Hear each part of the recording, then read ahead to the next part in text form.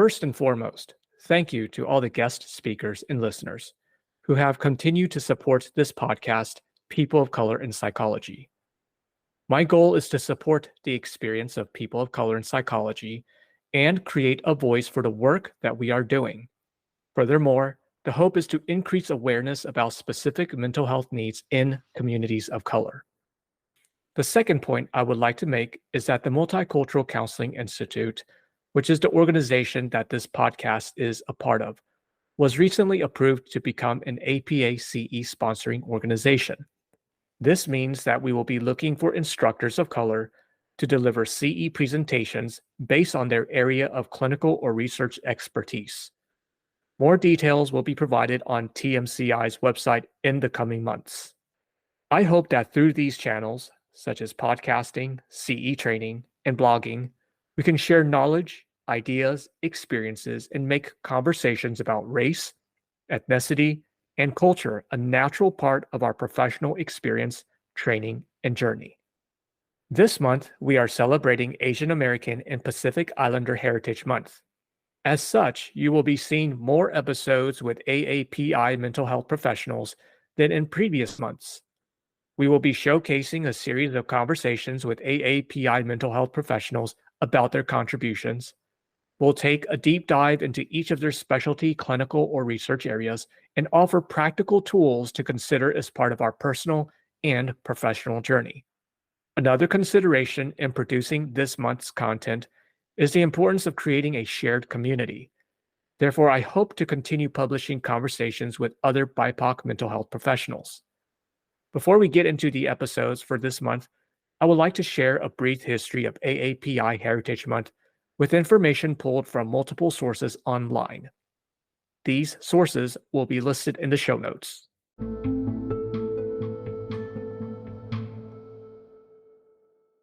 In 1977, Congress tried to pass a bill that would designate the first 10 days of May as Asian Pacific American Heritage Week.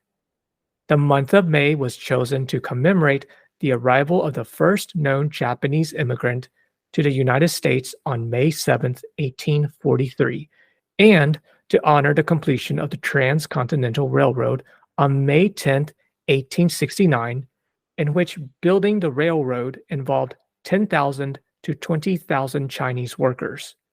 Now, the numbers vary depending on the source. Also, a quick note here, it is important to acknowledge that the first Asian group to have settled in the U.S. were Filipino sailors around the year 1750. The bill in 1977 that would designate an Asian Pacific American Heritage Week unfortunately did not pass. The fight for recognition was not over, and it was not until Congress tried again that the bill passed in 1978, in which President Jimmy Carter signed it into law. Every year after that, the president issued a proclamation for Asian Pacific American Heritage Week. Then in 1990, Congress passed a bill expanding the observance to a month, which President George H.W. Bush signed into law. Now, according to Time.com, it was not until 1992 that New York Congressman Frank Horton introduced further legislation that was needed to permanently designate May as the commemorative month.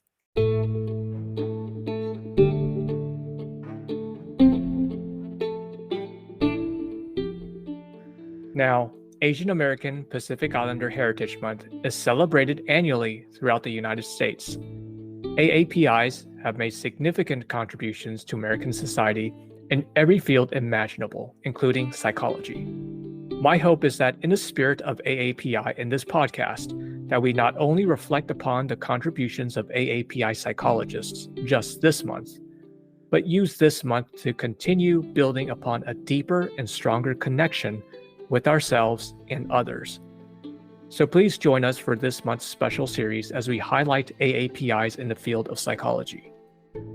Before we launch into this month's series, I would like to make a few acknowledgments. This AAPI episode's wonderful cover illustration was designed by Ku Vu, a first-generation Hmong American graphic designer and illustrator. You can find her work on www.koovoo.com.